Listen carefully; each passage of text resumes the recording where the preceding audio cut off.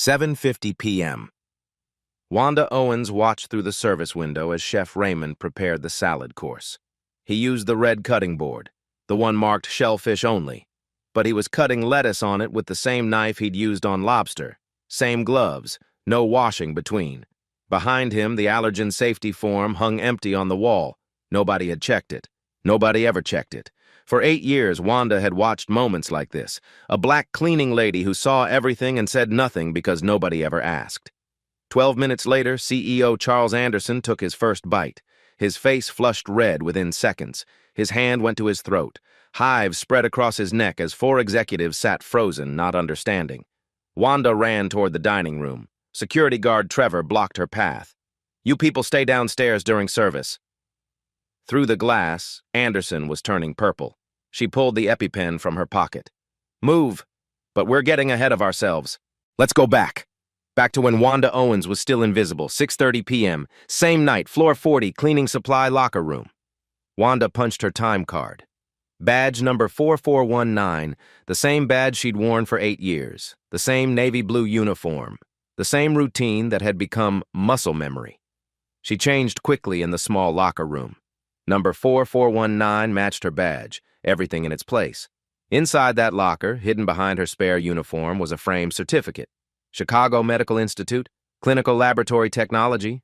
Nobody had ever asked about it. Nobody ever looked past the mop in the cart. There was a photo, too, taped inside the locker door. Jasmine, 13 years old, bright smile, 3 medical alert bracelets on her left wrist. Peanuts, shellfish, tree nuts, severe, life-threatening.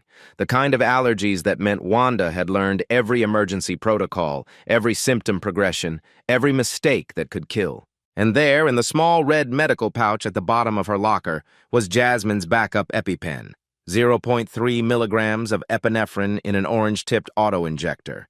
She'd been written up for keeping it there last month, against policy, unauthorized medical supplies. But Jasmine kept the primary at school, and Wanda couldn't not have one nearby. Not after Marcus. She pulled out her notebook. Small, black.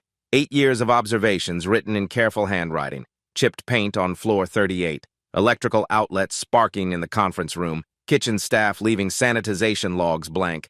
Nobody had ever asked to see it. Nobody cared what a cleaning lady noticed. 6:45 p.m. She started her route. Floor 42. Executive suite, the same path she'd walked 2,920 times. Meanwhile, 4 floors down, in a corner office with floor-to-ceiling windows overlooking Chicago's skyline, Charles Anderson was reviewing documents. $1.8 billion. That's what the merger was worth. The biggest deal of his career. Close it tonight or lose it to Meridian Capital. On his desk sat a photo. Eleanor, his wife. Dead 2 years from cancer, he'd been too busy to notice until it was too late. Stage 4. 6 months. Gone. In his locked desk drawer, hidden where no one would see, was a prescription bottle. Charles Anderson. EpiPen auto-injector. Shellfish allergy. Severe. But he never told anyone. Weakness was vulnerability. Vulnerability was liability. So he kept his EpiPen close and his secret closer. Except tonight, the EpiPen would stay in that drawer. He was only going upstairs for 90 minutes. What could happen in 90 minutes? 7:50 p.m. Wanda was cleaning the hallway outside the executive dining room. Through the service window, she could see into the kitchen. Chef Raymond Clark was prepping dinner. 12 courses for 6 people. The kind of meal that cost more than Wanda made in a month. She watched as he pulled a cutting board from the rack. Red, bright red. The color-coded system was simple. Red boards were for shellfish only. Cross-contamination protocols, FDA standard. But Raymond was cutting romaine lettuce on that red board, right there, right where he'd been prepping lobster 30 minutes earlier. Wanda's hand went to her pocket, her notebook.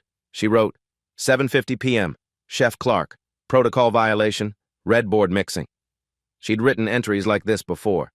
6 months ago, she'd noted that Monica Sterling, the new personal assistant, had been asking unusual questions about Mr. Anderson's health. Strange for an assistant to be so curious about medical history. Wanda had written it down. Nobody asked her why she was taking notes. Nobody saw her taking notes. She was furniture, part of the building, invisible. Last time she'd mentioned a safety concern, the supervisor had told her to focus on her job. Just clean.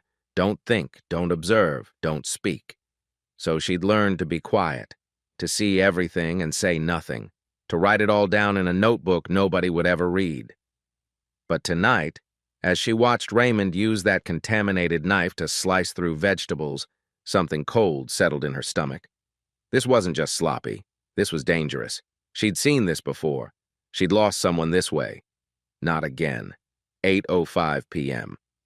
Wanda stood in the hallway, cleaning cart beside her, watching through the service window. Raymond moved through the kitchen with the confidence of someone who'd been cooking for 15 years. Michelin-trained, executive chef. He dipped a spoon into olive oil, the same oil he'd used for the lobster tails. Then he drizzled it over the Caesar salad. Cross-contamination. Direct. Obvious. At least 10 milligrams of shellfish protein in that dressing. More than enough. Wanda's eyes moved to the wall behind him. There it was, laminated, pristine. The FDA allergen control checklist, required by law. Below it hung a clipboard. The boxes for today's date were empty, completely blank. Nobody had checked a single protocol. Next to that, another poster. Wash, rinse, sanitize. The 3-basin sink sat dry, bone dry. The water hadn't run in hours. On the counter, visible through the window, was the kitchen log book, equipment sanitization record. She could see the last entry from where she stood. 6 days ago, required daily, ignored completely. Raymond didn't change his gloves. He should have changed them between allergen categories. He didn't wash his hands, required between prep stations. He used the same knife he'd used on the lobster. No rinse, no sanitization, nothing. And on the side table near the dining room entrance, she could see Monica Sterling's folder. The VIP dietary requirements form peeked out from the edge. Wanda had seen that form 100 times. Previous assistants always filled it out 48 hours before executive dinners. Always. It was highlighted in yellow. Priority protocol. This one was blank. She could see the empty boxes from here. 8:10 p.m. Wanda made her decision. She approached the dining room entrance. Monica Sterling stood there, arms crossed, guardian of the threshold.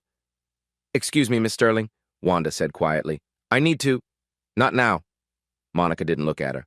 "Mr. Anderson cannot be disturbed. It's about the food safety. I noticed the kitchen—" "The chef is Michelin-trained." Monica's tone was ice. "I think he knows what he's doing." Wanda tried again. "I saw the cutting board. The protocols aren't being followed. The dietary form isn't—" "Mr. Anderson specifically requested no interruptions."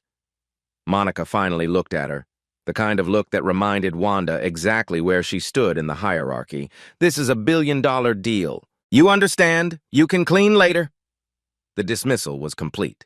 Wanda stood there, her hand gripping the handle of her cleaning cart. She thought about 6 months ago. The electrical outlet, the one she'd reported. The facilities manager had laughed. "Are you an electrician now? Stick to mopping." 2 weeks later, that outlet caught fire. Minor damage, nobody hurt. But nobody had thanked her either. Nobody had apologized. She'd been the woman who caused drama over nothing. And now here she was again. About to cause drama, about to overstep, about to risk the job that paid for Jasmine's medical bills and kept the lights on and slowly, painfully built a college fund. Through the glass door, she watched the dining room. Charles Anderson sat at the head of the table. 3 executives, 1 lawyer, Monica's domain. The salad course was being plated in the kitchen. She could see the shimmering oil on the greens, that faint iridescence that meant protein, shellfish protein. Her husband's face flashed in her memory. Marcus, grabbing his throat, the confusion, the panic, the restaurant staff not understanding. The ambulance taking 14 minutes. Too late. Always too late. 8:12 p.m. The server carried the salad plates into the dining room. She watched Charles Anderson laugh at something an executive said. Relaxed, unaware. His fork rested beside his plate. Monica Sterling's face caught Wanda's attention, just for a moment. Monica watched that salad arrive with an expression Wanda couldn't quite read. Was it satisfaction? Anticipation? It vanished as quickly as it appeared. Trevor Hayes, the security guard, stood by the elevator, watching Wanda, making sure she stayed in her lane, stayed invisible. Wanda's hand trembled slightly. Maybe she was wrong. Maybe it was fine. Maybe she was overreacting. Maybe... Charles Anderson picked up his fork. The fork moved toward his mouth. Wanda had seconds to decide. 8:13 p.m. Charles Anderson took his first bite of salad. Wanda moved, not toward her cleaning cart, toward the dining room door. Trevor stepped in front of her immediately. "Ma'am, no cleaning during dinner service." "It's not about cleaning." Wanda's voice was steady. "There's a problem with the food. The chef's been here 15 years. Food's fine." "Please, I need to speak with Mr. Anderson. It's urgent." Trevor's hand moved to her shoulder, firm, final.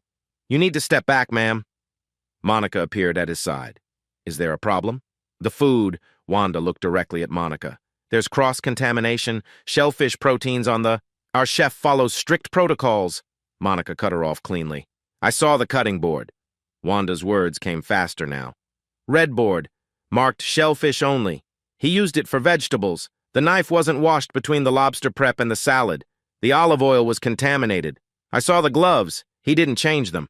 The sanitization log hasn't been signed in 6 days. The allergen checklist is blank. Nobody checked the protocols." Monica's face remained impassive. "Are you seriously interrupting a business dinner over a cutting board? Does Mr. Anderson have a shellfish allergy?" The question hung in the air. Monica's micro-expression shifted. Surprise. Just a flash. "That's confidential medical information. How would you... Because if he does, the cross-contamination level I witnessed is enough to trigger anaphylaxis in 2 to 8 minutes. Wanda's voice was different now, clinical, precise. "Shellfish protein transfer at 5 to 10 milligrams. That's the threshold for severe reaction. I saw at least that much." Trevor stared at her. "You a doctor now?" "I was a clinical lab technician. Immunology department at Children's Memorial, 6 years. I specialized in allergen testing, cross-reactivity studies. I can read an allergen response profile better than most physicians." Monica hesitated. "Just a second. That doesn't..." The knife had pink residue on the handle. Wanda's words were bullets now. Facts. Evidence. "Lobster fat. The olive oil had an iridescent shimmer. Protein contamination.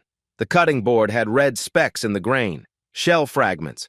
And the VIP dietary requirements form is blank. Nobody asked about allergies. Nobody verified. Nobody followed protocol." She pulled out her notebook, flipped it open. "July 12th. Kitchen inspection certificate expired. November 20th. Allergen checklist unchecked. January 15th. Dietary form blank. I've been documenting this for months." 8:16 p.m. Through the glass, Charles Anderson touched his throat briefly, cleared it, took a sip of water. Monica glanced back. "He's just clearing his throat. That's how it starts." Wanda's voice cracked slightly. "First the throat, tightness, then the hives, then the breathing. Symptoms manifest 2 to 8 minutes post-ingestion. If he's severely allergic, his airway will close in 6 to 12 minutes without epinephrine. He has maybe 10 minutes left." "This is insane!" Monica's voice rose. "Mr. Anderson is fine. Look at him right now. Look." They looked.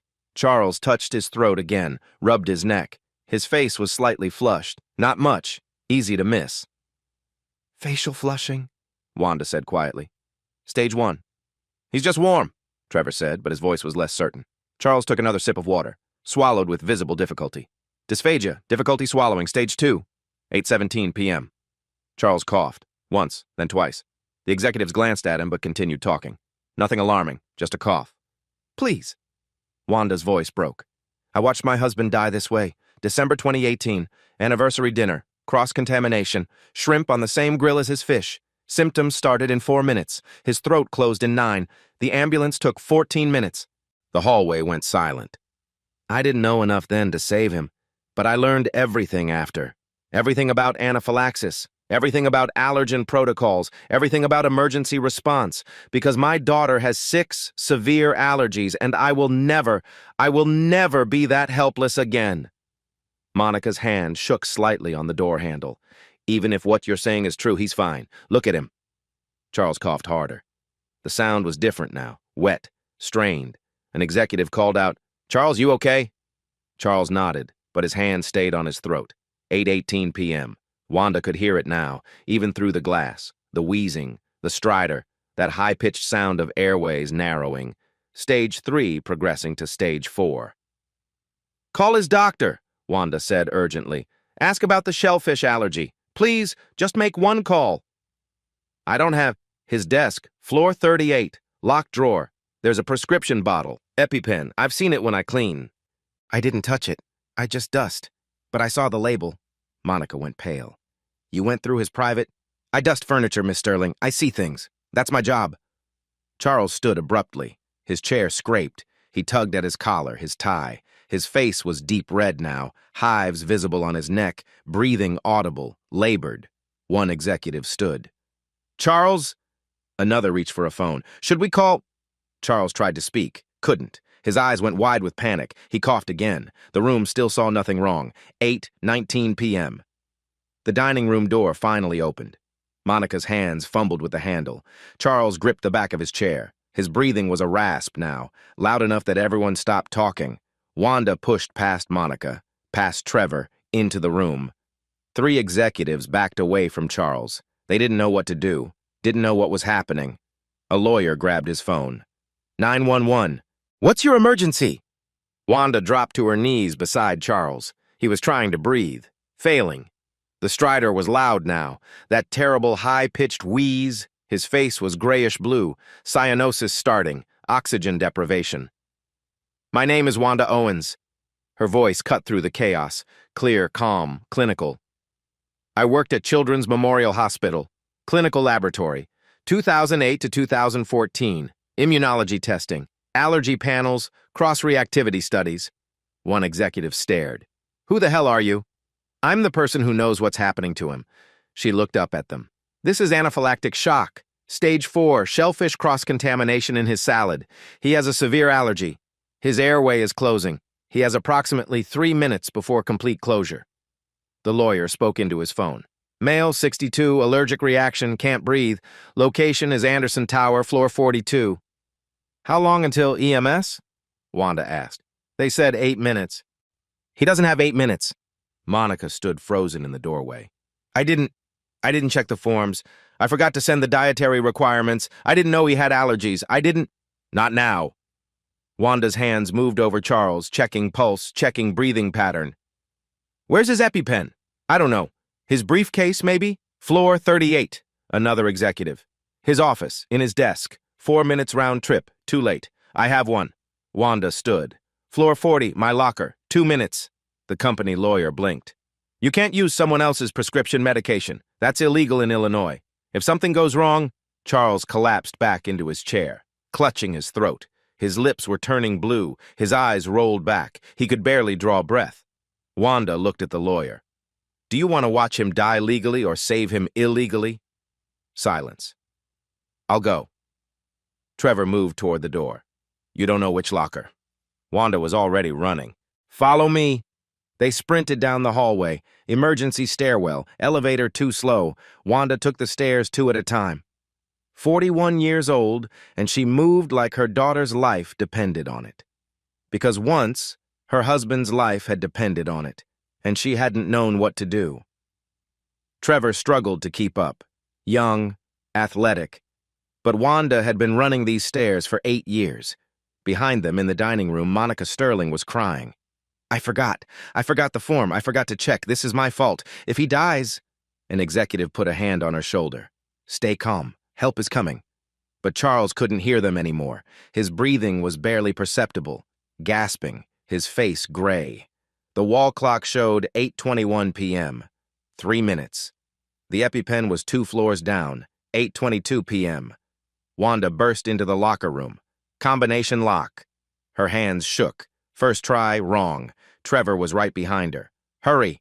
Second try. Click. The locker opened. Inside, her spare uniform on a hook, her lunch bag, the framed certificate hidden behind everything, the photo of Jasmine, and the small red medical pouch. She grabbed it, unzipped it, the EpiPen. 0.3 milligrams epinephrine auto-injector. The label said Jasmine Owens, emergency use only, severe food allergies. Trevor saw the certificate on the inside of the door. Chicago Medical Institute, Clinical Laboratory Technology. He saw the photo, the child with 3 medical alert bracelets. He picked up her notebook from where it had fallen on the stairs, flipped through pages of detailed observations, technical terminology, years of documentation. Not now. Wanda was already moving. Run! They sprinted back, up the stairs, Trevor on his radio. Got it! Coming now! Wanda's legs burned, her lungs screamed, but she pushed harder. Because Marcus hadn't gotten this chance. Marcus had died while people stood around confused. Not this time, not again. 8:24 p.m. In the dining room, Charles was slumped in his chair, his face grayish-blue, his breathing barely perceptible. Stridor at its loudest, gasping, desperate. "Is he still breathing?" An executive's voice cracked. "Charles, stay with us." The lawyer leaned close. Monica stood at the door, watching the hallway. "Where are they?" The wall clock ticked to 8:24 and 30 seconds. 8:25 p.m. The door slammed open. Wanda rushed in, EpiPen in hand. The executives parted. She dropped to her knees beside Charles. "Someone call out the time." The lawyer looked at his watch. 8:25 and 15 seconds. "Mr. Anderson," Wanda's voice was steady now, professional. "I'm giving you epinephrine. You'll feel a sting." Charles was barely conscious, couldn't respond, his eyes unfocused. Wanda removed the EpiPen from its case, orange tip pointing down. She'd done this drill with Jasmine 100 times. Muscle memory, protocol, precision. She placed the orange tip against Charles's outer thigh, through his pants. No time to remove clothing. She pushed down hard. The click was audible, sharp, final. 1. She held it there. 2, 3. She removed the injector. The needle was visible for a moment. She immediately massaged the injection site, promoting absorption, maximizing effectiveness. 0.3 milligrams epinephrine, intramuscular injection, peak effect in 3 to 5 minutes, 8:25 and 45 seconds. The room fell silent except for Charles's labored breathing. Everyone watched, waiting, hoping. "Turn him on his left side. Elevate his legs." Wanda's commands were clear. The executives obeyed instantly. They were taking orders from a cleaning lady. Nobody questioned it. She monitored his pulse at his neck, checked his breathing pattern, watched his skin color. 15 seconds passed. His breathing was still terrible. "Is it working?" Monica's voice was small. "Give it time. 30 seconds. A slight improvement. The gasping less desperate. The stridor marginally quieter. 45 seconds. Color returning to his face. Grayish shifting to pink. The hive still present but not spreading. 60 seconds. Charles drew a deeper breath. Then another. The stridor diminishing, his eyes focused. He was conscious again. 8:27 p.m. Charles was breathing, still wheezing, still struggling, but breathing. "Mr. Anderson, can you hear me?" Wanda stayed close. He nodded weakly. "You had anaphylactic shock, severe allergic reaction, shellfish cross-contamination in your salad. I administered epinephrine. The paramedics are coming. You'll need hospital observation. Sometimes there's a biphasic reaction. Second phase in 4 to 8 hours. They'll monitor you." Charles's hand reached up, touched her arm, a gesture of gratitude. No words. He couldn't speak yet, but his eyes said everything. An executive finally broke the silence. "How did you know what to do?" Wanda looked up at him. "I used to save lives before I cleaned buildings." "Whose EpiPen was that?" The lawyer's voice was cautious.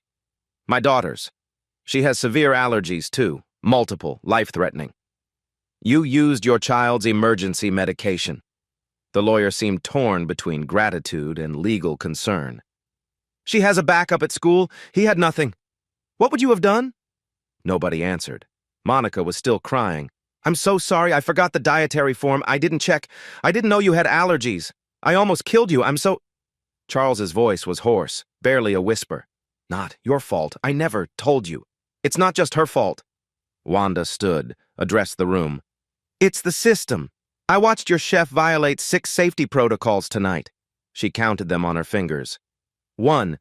Used a shellfish-only cutting board for vegetables. 2. Didn't change gloves between allergen categories. 3. Didn't wash the knife between shellfish and salad prep. 4. Cross-contaminated olive oil with seafood oil. 5. Didn't fill out the allergen control checklist. It hasn't been filled out in weeks. 6. The sanitization log hasn't been signed in 6 days. She let that sink in.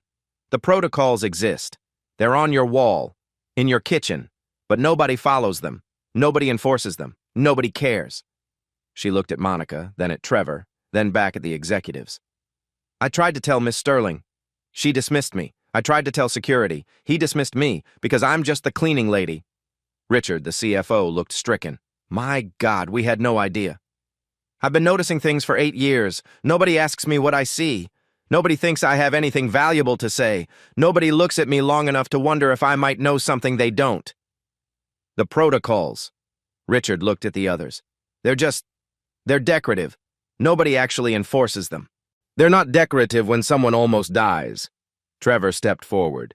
He held up Wanda's notebook. She's been documenting everything. Safety violations, equipment failures, protocol lapses, 8 years of observations. He handed the notebook to Charles. Charles took it with shaking hands, flipped through pages, dates, details, technical observations, everything.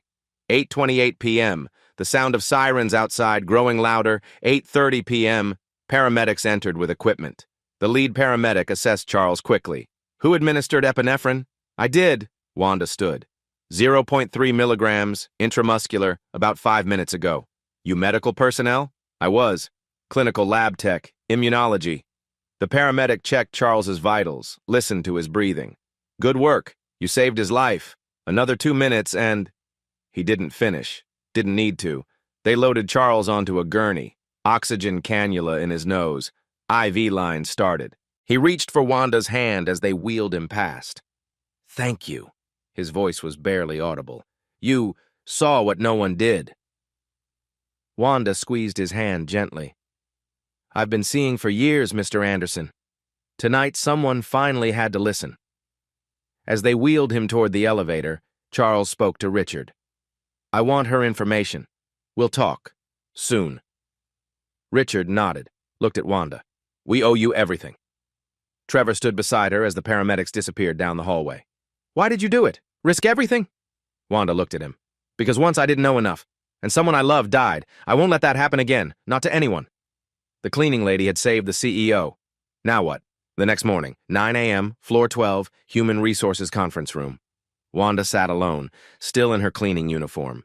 She'd slept 2 hours, come to work at 6:30 like always. Because what else was she supposed to do? Patricia Hughes, the HR director, entered with the company lawyer. Miss Owens. Patricia's voice was professional, distant.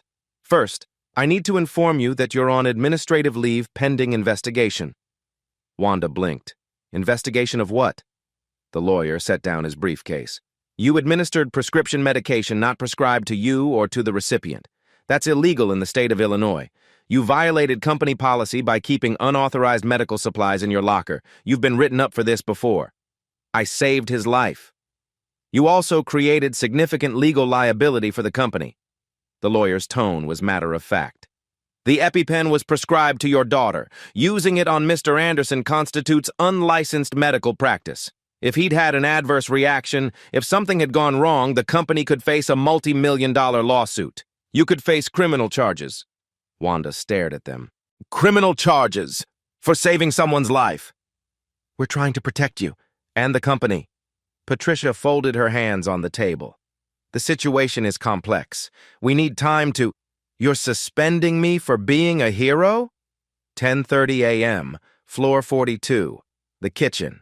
A health inspector from the Chicago Department of Public Health stood with a clipboard. Chef Raymond Clark watched, arms crossed, as the inspector documented violations. Sanitization log. Last entry 9 days ago, not 6. Required daily. Multiple cross-contamination violations visible. Color-coded cutting board system not followed. Allergen control checklist blank for the past 3 weeks. Glove supply inadequate. Knife sanitization procedures ignored. This kitchen should be closed immediately. The inspector made notes. Richard stood nearby. This is a private executive kitchen, not a public... Doesn't matter. Someone nearly died. This is a public health emergency. The inspector turned to Raymond. How long have you been working here? 15 years. Never had a problem.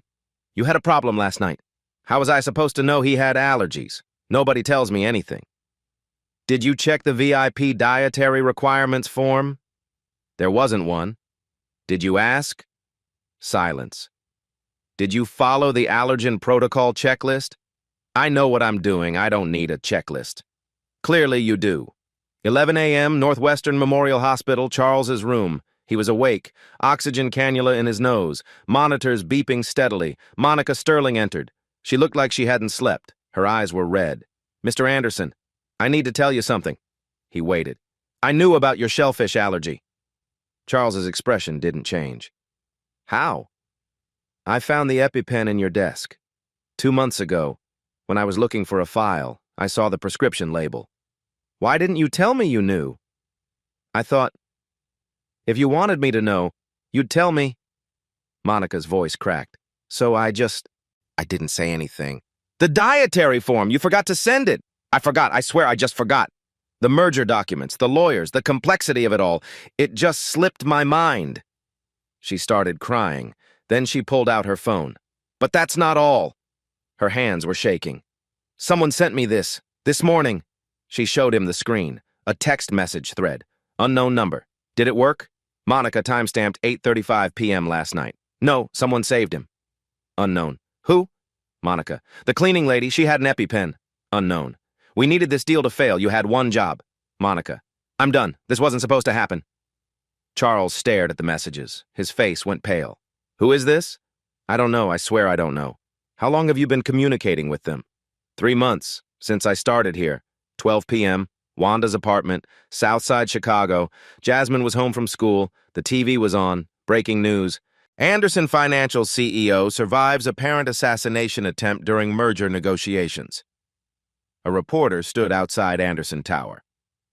Sources say a member of the cleaning staff noticed signs of deliberate poisoning and intervened.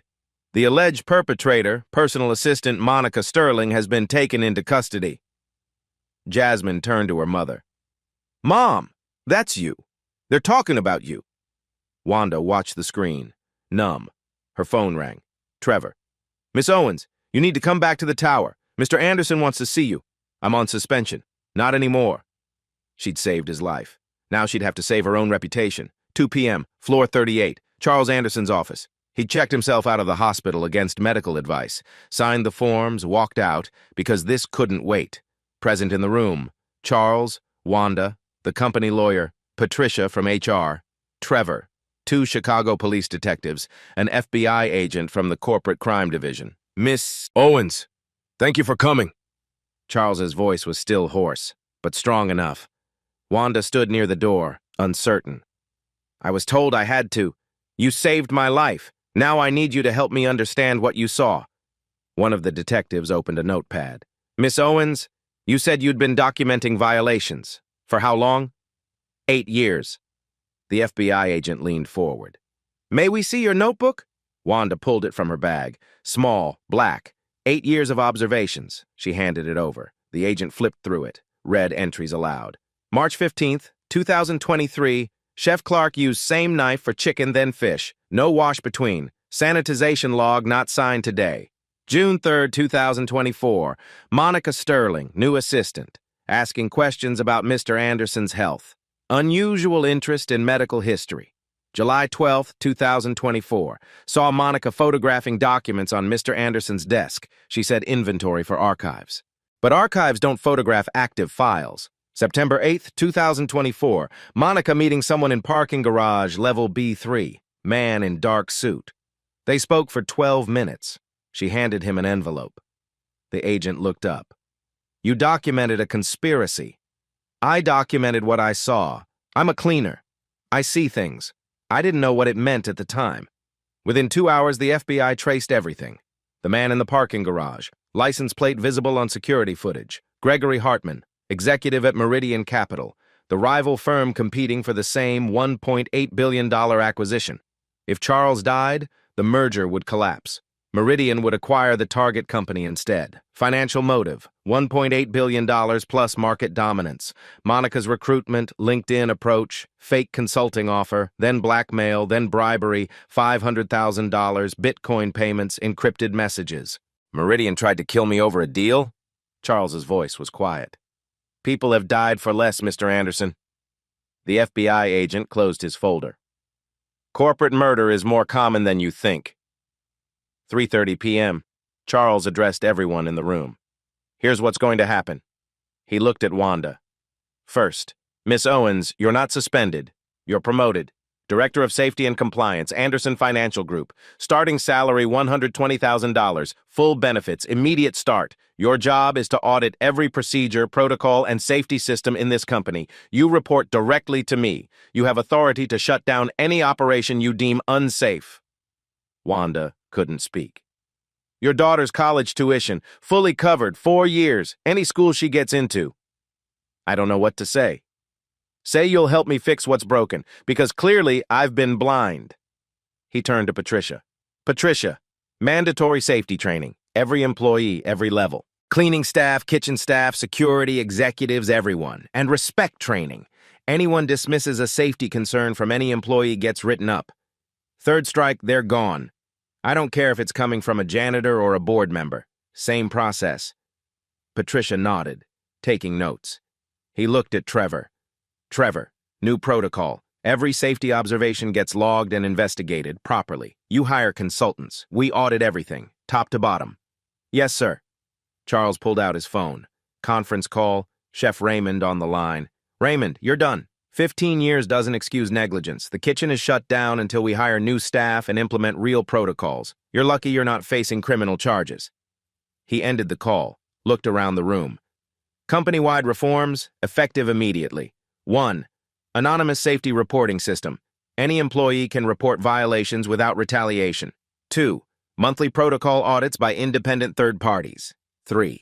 Whistleblower protections. Legally binding. You cannot be fired for raising safety concerns.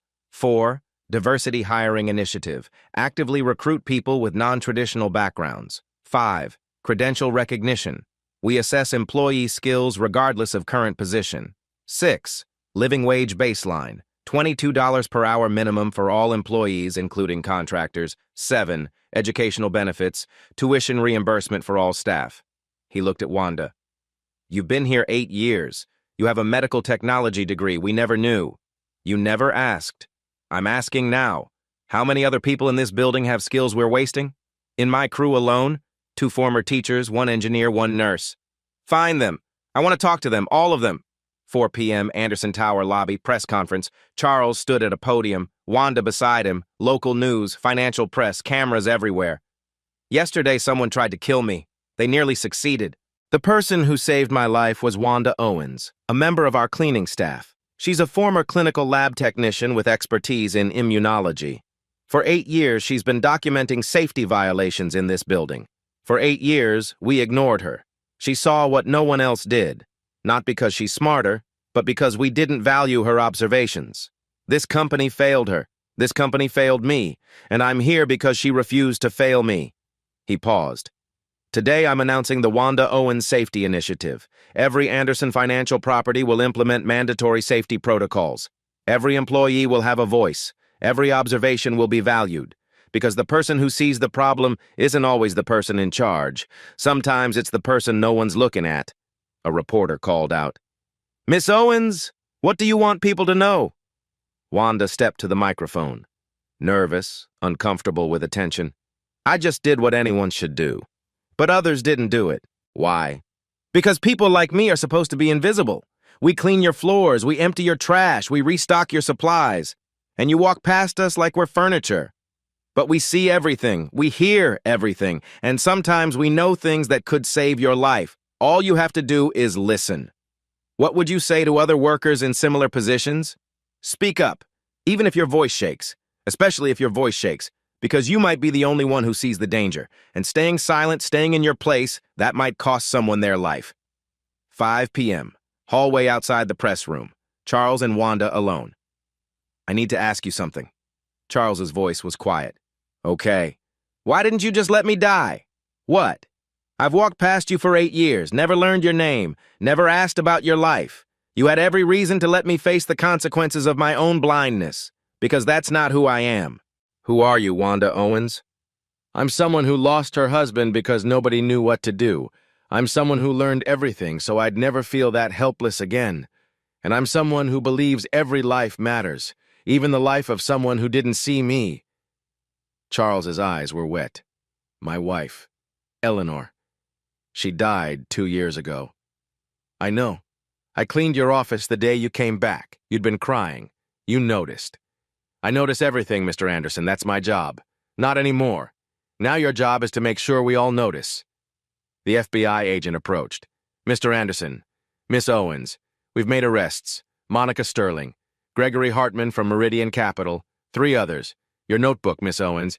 It's evidence in a federal case. Corporate espionage, attempted murder, conspiracy. You didn't just save his life. You brought down a criminal organization. Wanda looked at the notebook in the agent's gloved hands. I just wrote down what I saw. That's exactly what solved the case. 8 years of being invisible. One night of being seen 3 months later, May 2025, Wanda's new office, floor 38, corner suite with floor-to-ceiling windows. Her desk held audit reports, safety manuals, compliance regulations. On the wall, her framed medical technology certificate, no longer hidden. Beside it, a photo of Jasmine with her college acceptance letter. Northwestern University, full scholarship, pre-med, immunology track. The door nameplate read, Wanda Owens, Director of Safety and Compliance. 8 a.m., morning coffee with Charles, a standing weekly meeting now. How's the initiative going? He sipped his coffee slowly, still cautious about what he ate and drank. Read the report. I read it. I'm asking how you're doing. I'm adjusting. Some executives still look at me like I don't belong. Do you belong? Yes, I earned this. Damn right you did. 10 a.m., conference room, executive board meeting. Wanda presenting the 3-month audit results. Violations discovered, 147 across 8 properties, corrected. 145. That's 98.6% compliance. Staff reports received through the anonymous system. 89 safety concerns. All investigated. 100% response rate. Average resolution time, 48 hours. Prevented incidents. At least 3 potential hospitalizations documented. Cost savings, $2.3 million. Insurance premiums reduced due to safety improvements. Employee satisfaction survey shows an increase of 34%. Skills audit. 23 employees with unused credentials now repositioned to appropriate roles. Richard, the CFO, shook his head in amazement. Wanda, this is remarkable. 3 months and you've transformed our culture. I just made visible what was always there, the problems and the people who see them. Specific changes implemented everywhere. Color-coded safety systems throughout all buildings. Daily checklist completion, now digital and trackable. Emergency equipment upgraded. EpiPens in every kitchen, every office, every public space. Training certifications required and monitored. Cultural changes, too. Monthly safety voices meetings where any employee could speak directly to leadership. Quarterly awards for employees who identified hazards. Zero tolerance policy for dismissing safety concerns. Respect training mandatory for all management. The human impact showed in faces. Lucia, the former teacher, now ran the training department. 40% salary increase. David, the former engineer, now managed facilities. 60% more than he'd made cleaning. Kenya, the former nurse, coordinated health services, all of them crediting Wanda for advocating for credential recognition. Noon, executive dining room, lunch with Jasmine. The room had been completely renovated. New chef, strict protocols, every meal documented, every ingredient tracked. Mom, I can't believe this is where you work now. Jasmine, now 14, finishing 8th grade. Sometimes I can't either. Do you miss cleaning? I miss the quiet. But I don't miss being invisible. You were never invisible to me. I know, baby, but I was invisible to myself. Jasmine updated her on school, straight A's, honor roll, accepted to the Magnet High School STEM program. She wanted to study immunology, like her mom. She still carried 2 EpiPens now. Wanda had made sure she got a replacement immediately. Your EpiPen saved a man's life, Wanda said softly. No, Mom, you did. The EpiPen was just the tool. 2 p.m., meeting with Charles, his office, informal. I want to tell you something about Eleanor. He looked out the window. Your wife? She died because I was too busy. I missed the signs. She had symptoms for months, fatigue, pain, weight loss. I told her she was stressed. I told her to rest. By the time we went to the doctor, stage 4 cancer. 6 months later, gone. I'm sorry. I didn't see her.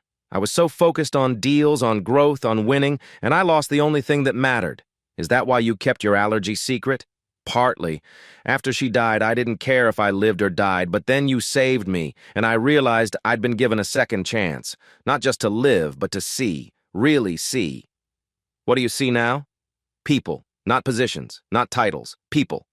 He leaned forward. I want to expand the Wanda Owens initiative nationally, partner with other companies, share our protocols, make this standard. You become Chief Safety Officer at the national level, travel, train, implement in companies across the country. That's huge.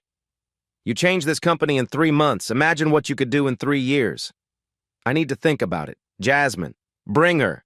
Homeschooling stipend, boarding school, remote learning, whatever works. This is bigger than Anderson Financial. This is about changing how we value people. 6 p.m., Wanda leaving work. She passed by floor 40, her old locker room. The current night shift cleaners were starting their rounds. Rosa, one of them, saw Wanda, waved. Wanda walked over. Miss Owens, we heard about you. You're famous now. You're inspiration. You can call me Wanda. You show us we matter, that we can speak up. Rosa pulled out a small notebook. I start writing things down like you. Wanda's eyes filled with tears. Good, keep writing, someone will listen. They listen now, because of you. Evening, Wanda's apartment, Jasmine doing homework at the kitchen table, Wanda cooking dinner, simple, chicken and vegetables. The medical alert bracelet on Jasmine's wrist caught the light. The EpiPen sat in its designated spot on the counter. Always visible, always accessible. Mom, did you ever imagine this? Which part? All of it. The office, the salary, the respect. No, I imagine getting through each day, paying bills, keeping you safe. What do you imagine now? I imagine a world where people like me don't have to be invisible, where we're seen from the start, where what we know matters as much as what we're called. You're building that world. I'm trying. Her phone rang. Charles. Wanda, turn on Channel 7. She did. News segment. The Wanda Owens Safety Initiative is being adopted by 5 Fortune 500 companies this month. What started as one woman noticing what others didn't has become a national movement. Cleaning staff, service workers, and other invisible employees are now being trained to report safety hazards. Companies are creating safety auditor positions specifically for workers with non-traditional backgrounds. Jasmine stared at the screen. Mom, that's you. That's your work. Wanda was crying. I just wanted to save one life. Charles's voice on the phone. You're saving thousands. She'd been invisible for 8 years. Now she was changing the world. Wanda Owens spent 8 years being invisible. She cleaned floors while people walked past her. She emptied trash while executives made billion-dollar decisions. She restocked supplies while chefs prepared meals for the powerful. But she was never truly invisible. She saw everything. She saw the cutting board that was the wrong color. She saw the checklist that stayed blank. She saw the protocols that existed on paper but not in practice. She saw the knife that wasn't washed. She saw the gloves that weren't changed. She saw the forms that weren't filled out. She saw the danger that no one else noticed. And when the moment came, when Charles Anderson's life hung in the balance, she didn't stay quiet. She didn't stay in her place. She spoke up. She acted. She saved him. Not because she was a hero, but because she refused to be invisible anymore. This story isn't about one woman saving one man. It's about the thousands of people around you right now who see things you don't. The cleaner who notices the frayed wire, the security guard who spots the safety hazard, the assistant who recognizes the pattern, the people you walk past every day without seeing. They're not invisible. You just have to look. Today, the Wanda Owens Safety Initiative operates in 12 states. 43 companies have adopted her protocols. Hundreds of invisible workers have been promoted to safety positions. Thousands of lives have been protected, all because one woman refused to stay silent, and all because one man finally listened. So here's what I want you to think about. Who in your life is invisible? Who sees things you don't? Who has knowledge you're not asking about? Maybe it's the person who cleans your office. Maybe it's the security guard at your building. Maybe it's the assistant you've stopped noticing. Ask them. Listen to them. See them, because one day they might save your life, just like Wanda saved Charles. If this story reminded you to see the people around you, if it made you think about who you've been overlooking, if it gave you hope that one voice can change everything, then maybe hit subscribe, because there are more stories like this. Stories of people who see what others don't. Stories of ordinary people doing extraordinary things. Stories that remind us everyone matters. You don't have to, of course. But if you want more of this, more stories that show the power of paying attention, the value of every person, the courage it takes to speak up, Then subscribe, leave a like. Share this with someone who needs to hear it, because maybe they're Wanda, maybe they're invisible too. Maybe they need permission to speak up, and maybe this story is that permission. Thank you for listening, and remember, pay attention. You never know whose life you might save, or who might save yours.